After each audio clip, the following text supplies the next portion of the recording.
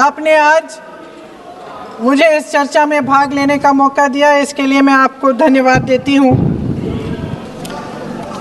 आज जिस विषय पे हम चर्चा कर रहे हैं वह केवल एक विषय नहीं है, भारत की आत्मा का एक हिस्सा है।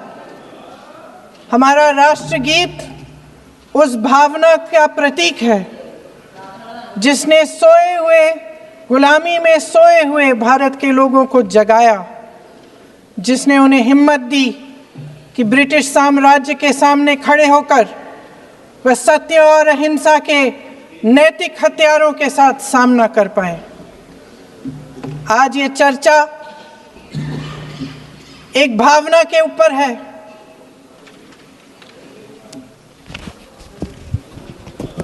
और जब हम वंदे मातरम का नाम लेते हैं तो वही भावना हमारे दिल में उजागर होती है। जब हम वंदे मातरम का नाम लेते हैं तो हमें उस पूरे इतिहास की याद आती है जो स्वतंत्रता संग्राम का इतिहास था, उसकी पीड़ा, उसका संघर्ष, उसका साहस, उसकी नैतिकता, उसका जो बल था कि ब्रिटिश साम्राज्य उसके सामने झुका। अध्यक्ष महोदय, वंदे मातरम उस आधुनिक राष्ट्रवाद की अभिव्यक्ति है जिसने भारत के लोगों को एक राजनीतिक और नैतिक आकांक्षा से जोड़ा, जिसने भारत के लोगों को एक साझा नियति के उत्तराधिकारी, एक साझा भविष्य के निर्माता के रूप में देखा। लेकिन आज की ये बहस मुझे कुछ अजीब सी लग रही है। जैसे मैंने कहा, ये गीत देश की आत्मा का हिस्सा बन चुका है। 150 सालों से देशवासियों के दिलों में ये गीत बस चुका है। 75 सालों से हमारा देश आज़ाद है, तो फिर आज इस बहस की क्या आवश्यकता है?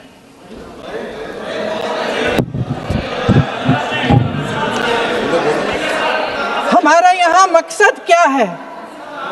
जनता से हमें दिया गया दायित्व, जनता का विश्वास, उनके प्रति हमारी जिम्मेदारी, हम किस तरह से इसका इस्तेमाल कर रहे हैं, हमें ये सोचना चाहिए। क्योंकि अब इस मोड़ पर हम इस सदन में अपने राष्ट्रगीत पर भी बहस करेंगे। आपने बहस मांगी है, आपने बहस मांगी है। आप तो इलेक्टोरल रिफॉर्म्स की बहस नहीं मांग रहे थे कि जब तक हम इस पर बहस नहीं करेंगे तब तक उस पर बहस नहीं होगी। इसकी वजह क्या है? इसकी वजह क्या है? हम आज यहाँ ये बहस क्यों कर रहे हैं? हमारा राष्ट्रगीत है, इस पर क्या बहस हो सकती है? हम ये बहस यहाँ आज 2 वजहों से कर रहे हैं। पहला कि बंगाल का चुनाव आ रहा है, हमारे प्रधानमंत्री अपनी भूमिका निभाना चाहते हैं उसमें। और दूसरी वजह ये है, ये मकसद है, पुरानी मकसद इनकी, अध्यक्ष महोदय, कि जिन्होंने स्वतंत्रता की लड़ाई लड़ी, जिन्होंने देश के लिए बड़ी बड़ी कुर्बानियां दी, उन पर सरकार नए आरोप लादने का मौका चाहती है। देश का ध्यान फिर से जनता के ज्वलंत मुद्दों से भटकाना चाहती है। यही एक मकसद है आपका। आपका मकसद है कि हम फिर से उसी अतीत में मंडराते रहें, उसी की तरफ हम देखते रहें जो हो चुका है, जो बीत चुका है, क्योंकि ये सरकार वर्तमान और भविष्य की ओर देखना ही नहीं चाहती। वे इस काबिल ही नहीं रही। सच्चाई ये है अध्यक्ष महोदय कि आज मोदी जी वह प्रधानमंत्री नहीं रहे जो एक समय में थे। सच ये है कि ये दिखने लगा है, उनका आत्मविश्वास घटने लगा है, उनकी नीतियां देश को कमजोर कर रही हैं। और मेरे सत्ता पक्ष के साथी चुप इसलिए हैं क्योंकि अंदर अंदर से वे भी इस बात से सहमत हैं। आज देश के लोग खुश नहीं हैं अध्यक्ष महोदय, परेशान हैं, तमाम समस्याओं से घिरे हुए हैं, तमाम समस्याओं से घिरे हुए हैं, और उन समस्याओं का हल आप निकाल नहीं रहे हैं। हाँ ठीक है, उसका भी बोल लेंगे, समय आएगा तो उसका भी बोल लेंगे, बल्कि कल समय आ रहा है, चुनाव पे चर्चा होगी, उस पे भी बोलेंगे। अध्यक्ष महोदय, इनके भी अपने लोग दबी जबान में कहने लगे हैं कि सारी सत्ता को केंद्रित करने से देश का नुकसान हो रहा है। इस बीच अगर हम अतीत की बातें नहीं करेंगे तो कौन सी बातें करेंगे? ये किसी और बात के काबिल ही नहीं है, सिर्फ ध्यान भटकाना है जनता का। इसलिए आज हम वंदे मातरम पर चर्चा कर रहे हैं। वंदे मातरम देश के कण कण में जीवित है, इस पर बहस नहीं हो सकती। लेकिन चलिए, आपने बहस मांगी, आप बहस करना चाहते हैं, बहस करते हैं। आज इस चर्चा को प्रधानमंत्री जी ने शुरू किया, उन्होंने भाषण दिया, और इसको कहने में कोई झिझक नहीं है कि भाषण अच्छा देते हैं, थोड़ा सा लंबा, लेकिन भाषण अच्छा देते हैं। सिर्फ एक कमजोरी है, अगर आप इजाजत दें तो मैं बोलूं, एक कमजोरी है। हाँ, उसी पे बोल रहे हैं, वंदे मातरम पे बोलो आप। अब सर मैंने तारीफ कर ली, थोड़ा और विषय वंदे मातरम का है तो हम वंदे मातरम पर ही रखें, ठीक रहेगा सर। ये वंदे मातरम पे ही है सर। आपने प्रधानमंत्री जी तक सुना था, अब तो शुरू नहीं हुए। सर भाषण बहुत अच्छा देते हैं, लेकिन तथ्यों के मामले में कमजोर पड़ जाते हैं, बहुत कमजोर। इसमें भी एक कला होती है कि तथ्यों को किस तरह से जनता के सामने रखा जाए। मैं तो नहीं हूं, जनता की प्रतिनिधि हूं, कलाकार तो नहीं हूं। इसीलिए मैं भी सदन के सामने कुछ तथ्य रखना चाहती हूं, लेकिन सिर्फ तथ्य के रूप में रखना चाहती हूं।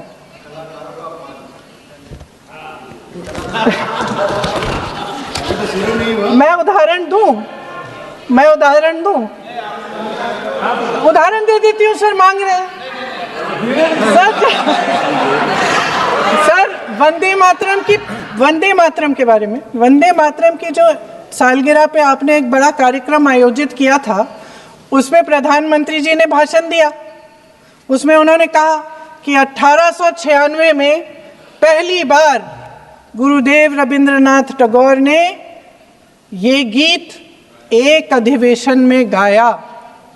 उन्होंने ये नहीं बताया कि कौन सा अधिवेशन था, महासभा, हिंदू महासभा का अधिवेशन था, आरएसएस का अधिवेशन था, किस बात से कतरा रहे थे कि ये कांग्रेस का अधिवेशन था।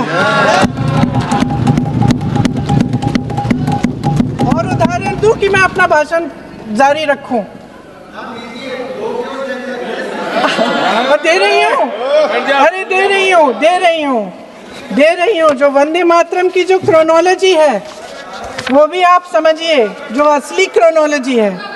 1875 में महाकवि बंकिम चंद्र चट्टोपाध्याय ने इस गीत के पहले दो अंतरे लिखे, जो आज हमारे राष्ट्रगीत घोषित हुए हैं, मतलब जो घोषित हुए थे और जिसको हम आज अपना राष्ट्रगीत कहलाते हैं।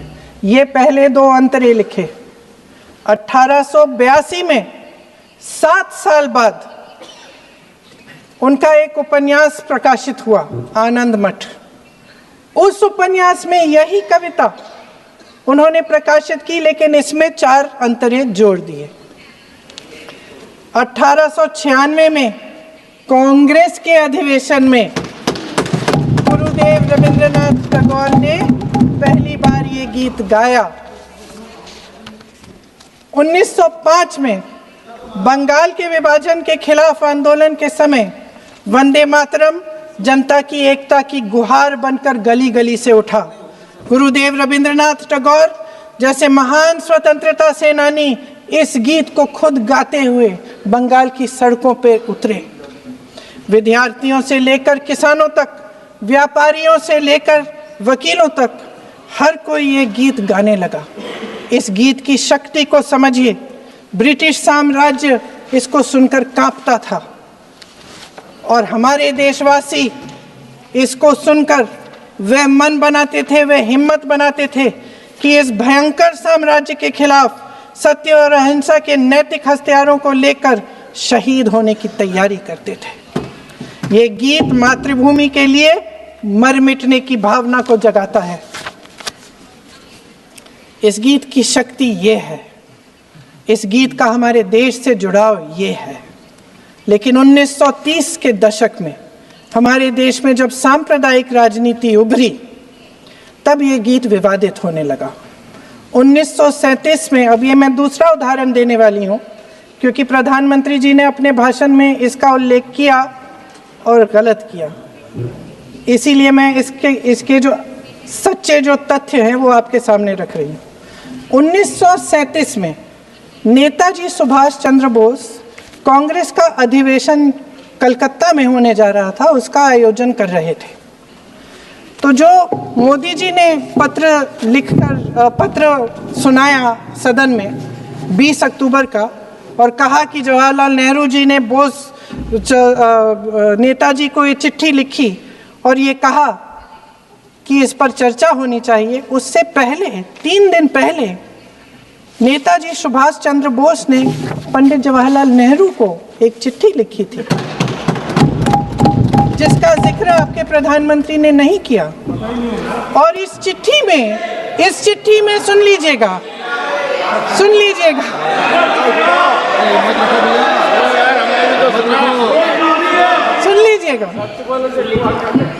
आप नेताजी के लफ्ज नहीं सुनना चाहते? बंगाल का चुनाव आ रहा है।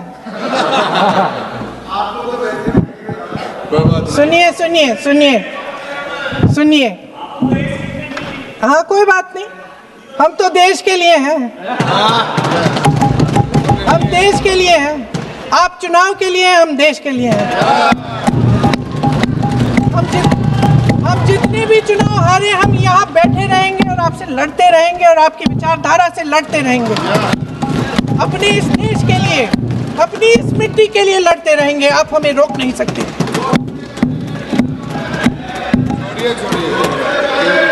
सुन लीजिए सुभाष चंद्र बोस जी ने क्या कहा, सुन लीजिए। My dear Jawahar, reference Vande Mataram, we shall have a talk in Calcutta and also discuss the question in the working committee if you bring it up there. I have written to Dr. Tagore to discuss this matter with you when you visit Santi Niketan.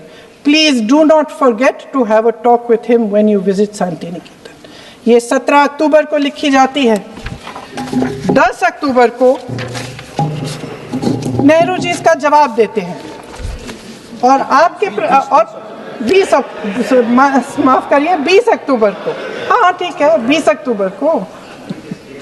20 अक्टूबर को नेहरू जी इसका जवाब देते हैं। इस जवाब की एक पंक्ति प्रधानमंत्री जी ने सुनाई, बाकी पंक्तियां क्यों नहीं सुनाई? क्योंकि उनमें नेहरू जी क्या कह रहे हैं? There is no doubt that the present outcry against Vande Mataram is to a large extent a manufactured one by the communalists. Whatever we do, we cannot pander to communalists' feelings, but to meet real grievances where they exist. I have decided now to reach Calcutta on the 25th morning. This will give me time to see Dr. Tagore as well as other friends. समझ रहे हैं आप? प्रधान चुप है तो समझ ही गए होंगे। फिर क्या होता है? फिर नेहरू जी कलकत्ता जाते हैं और गुरुदेव जी से मिलते हैं और उसके अगले दिन गुरुदेव जी एक चिट्ठी लिखते हैं जिसमें वो लिखते हैं, अंग्रेजी में चिट्ठी है, उसका एक अंश मैं आपको हिंदी में बता देती हूँ, जिसमें गुरुदेव जी कहते हैं कि जो 2 अंतरे हमेशा गाए जाते थे उनका महत्व इतना गहरा था कि उस हिस्से को कविता के शेष हिस्से तथा पुस्तक के उन अंशों से अलग करने में उन्हें कोई कठिनाई नहीं थी। उन्होंने ये कहा कि स्वतंत्रता संग्राम में हमेशा से वही 2 अंतरे ही गाए जाते थे और उनको गाते हुए कुर्बानी देने वाले सैकड़ों शहीदों के सम्मान के लिए उन्हें ऐसे ही गाना उचित रहेगा। उन्होंने यह भी कहा कि बाद में जोड़े गए अंतरों का सांप्रदायिक मायना निकाला जा सकता है और उस समय के माहौल में उनका इस्तेमाल अनुचित होगा। इसके बाद 28 अक्टूबर 1937 में कांग्रेस की कार्य समिति ने अपने प्रस्ताव में वंदे मातरम को राष्ट्रगीत घोषित किया। उन्हीं दो अंतरों को कार्य समिति की बैठक में महात्मा गांधी जी, नेताजी सुभाष चंद्र बोस, पंडित नेहरू, आचार्य नरेंद्र देव जी, सरदार पटेल जी, गुरुदेव रविंद्रनाथ टैगोर जी सब मौजूद थे। इस प्रस्ताव के ये सभी महापुरुष इस प्रस्ताव से सहमत थे। आगे क्या होता है ये भी सुना लूं। भारत की आजादी के बाद जब इसी गीत के इन्हीं 2 अंतरों को 1950 में डॉक्टर राजेंद्र प्रसाद जी ने संविधान समिति में भारत का राष्ट्रगीत घोषित किया, तब लगभग यही महापुरुष मौजूद थे। इनके साथ साथ BR अम्बेडकर जी भी सभा में थे और इनके साथ साथ मेरे सत्ता पक्ष के साथियों के नेता श्री श्यामा प्रसाद मुखर्जी भी मौजूद थे। वही 2 अंतरे राष्ट्रगीत घोषित किए। किसी ने कोई आपत्ति जारी नहीं की, कोई आपत्ति नहीं जताई। वैसे इन तथ्यों के साथ जुड़ा एक और तथ्य भी है जो मैं यहाँ पे आपके सामने रखना चाहती हूँ। आज हम अपने राष्ट्रगीत पर बहस कर रहे हैं, लेकिन हमारा राष्ट्रगान भी एक कविता का एक अंश ही है, एक लंबी कविता का एक अंश है। और इन दोनों राष्ट्रगीत और राष्ट्रगान के अंश को चुनने में सबसे बड़ी भूमिका गुरुदेव रविंद्रनाथ टैगोर की थी। वंदे मातरम के स्वरूप पर सवाल उठाना, जिसे संविधान सभा ने स्वीकार किया, न सिर्फ उन महापुरुषों का अपमान करना है जिन्होंने अपने महान विवेक से ये निर्णय लिया, मगर एक संविधान विरोधी मंशा को भी उजागर करता है।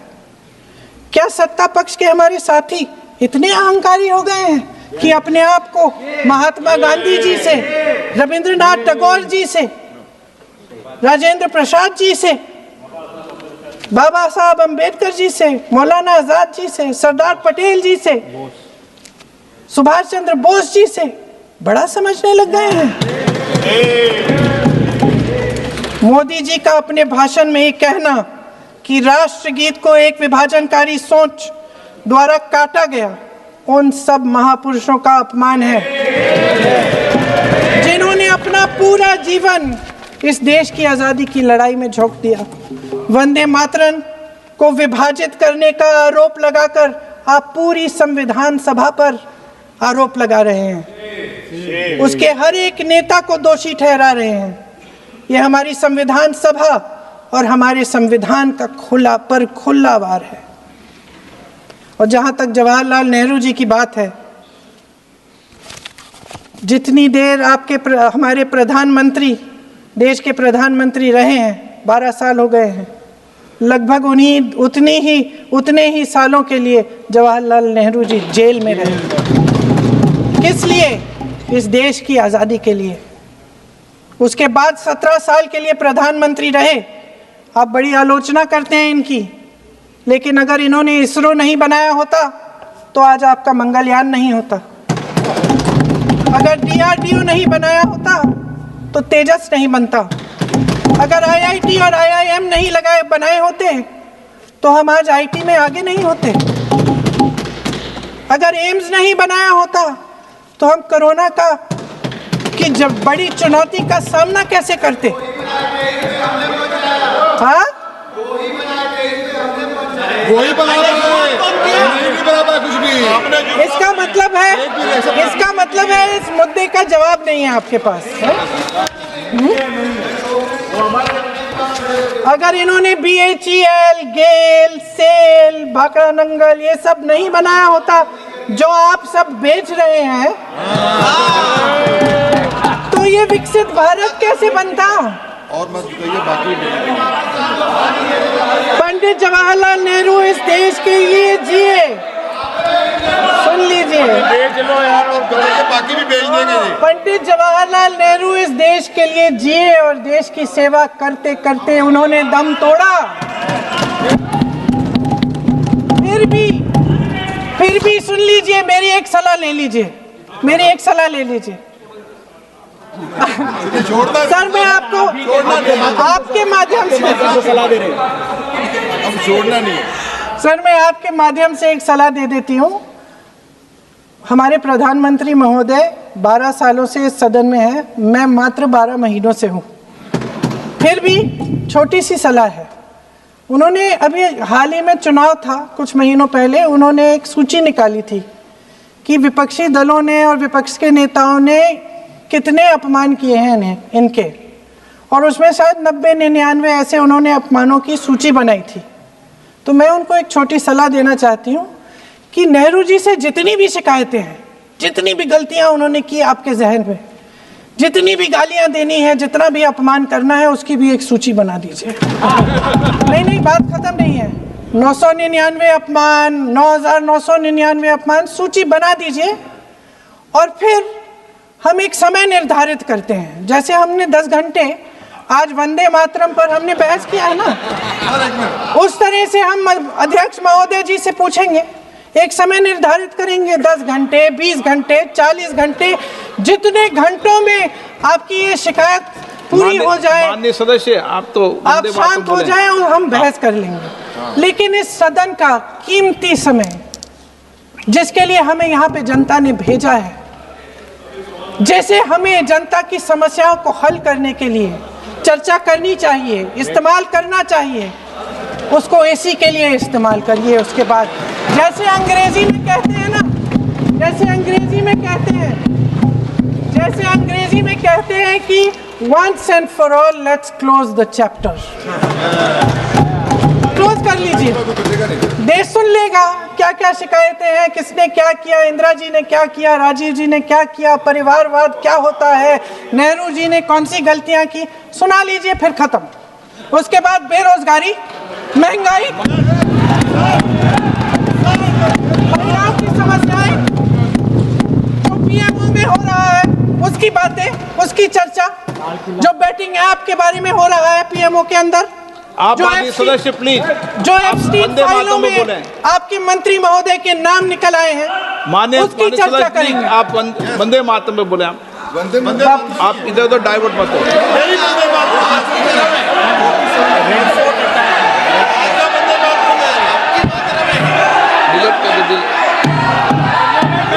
क्या हो गया? आप 1 मिनट, हाँ कर दो।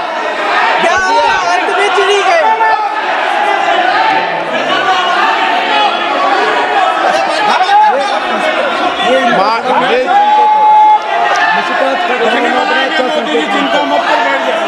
बहुत बढ़िया। माननीय सदस्य 1 मिनट, माननीय सदस्य आप वंदे मातरम पर सार्थक चर्चा करें। ठीक सर, इधर उधर डाइवर्ट यही थी सर, संक्षिप्त में बात यही थी, कोई डाइवर्ट नहीं होना हम चाहिए। अतीत में बातें करते रहते हैं। माननीय सदस्य नहीं, आप बिना तथ्यों के कोई बात नहीं करें। आप वंदे मातरम पे बोले उचित रहेगा।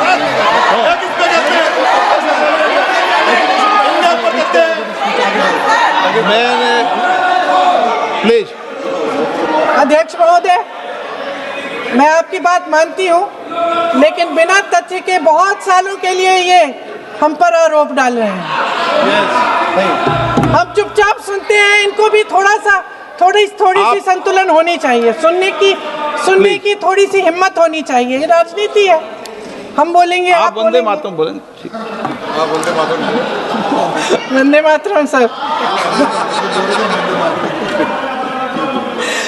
महोदय, आज की ये बहस सिर्फ ध्यान भटकाने के लिए की जा रही है, क्योंकि ये सरकार इस देश के वर्तमान की असलियत छिपाना चाहती है। आज देश का युवा कितना परेशान है, कितनी मुश्किल में है। पेपर लीक होते रहते हैं, बेरोजगारी है, महंगाई इतनी बढ़ चुकी है। इसकी चर्चा हम सदन में क्यों नहीं कर रहे हैं? आरक्षण के साथ जो हो रहा खिलवाड़ है, उसकी चर्चा हम यहाँ क्यों नहीं कर रहे हैं? महिलाओं की बात होगी, बड़े बड़े ऐलान होंगे, मगर उनकी परिस्थितियों को सुधारने के लिए कोई ठोस कदम यहाँ क्यों नहीं उठाया जा रहा है? इन्हीं दरवाजों के बाहर खड़े होकर पत्रकार तरह आपने कहा कि आरोप मत लगाइए बगैर तथ्य के, तो मैं बोलूं कि नहीं बोलूं? नहीं, बिल्कुल नहीं। नो, आप उधर की बात मत बोलो। आप जल्दी से बोल लेते हो, फिर सदन में जो कुछ भी बोले वो तथ्यों से बोले। आपको हर चीज ऑथेंटिक करनी पड़ेगी, इसलिए आप तथ्यों से बोले। अच्छा सर, बड़े बड़े शहरों में प्रदूषण है, लेकिन हम इस सदन में बैठकर सिर्फ छोटी छोटी बातें करेंगे। जी, जो अतीत की बातें हैं ना, जो बार बार आप चाहते हैं कि हम पीछे देखें, लेकिन हम आगे भविष्य की बात, वर्तमान की बात, जो असली समस्याएं हैं उनकी बात न करें, ये छोटी बात होती है। आप में हिम्मत है तो भविष्य की बात करिए, हिम्मत है तो बात करिए कि बेरोजगारी क्यों है, कि पेपर लीक क्यों होते हैं। आप चेयर को एड्रेस करें। आपको अच्छा, खत्म कर लेती हूँ, चेयर के एड्रेस करो आप। अध्यक्ष महोदय जी, सच्चाई ये है कि इनका शासन दमन का शासन है। इनकी राजनीति दिखावे की राजनीति है, इवेंट मैनेजमेंट की राजनीति है, चुनाव से चुनाव तक राजनीति है, तरह तरह के ध्यान भटकाने वाले मुद्दों की राजनीति है। वंदे मातरम इस देश की उन्हीं उम्मीदों की गुहार है जिन्हें आपका शासन हर रोज ठुकरा रहा है। आज भी सरहद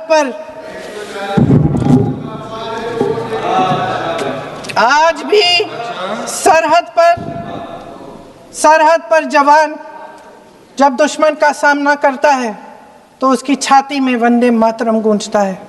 आज भी जब हमारा खिलाड़ी अंतर्राष्ट्रीय खेलों में जाता है तो उसके दिल की धड़कन में वंदे मातरम होता है।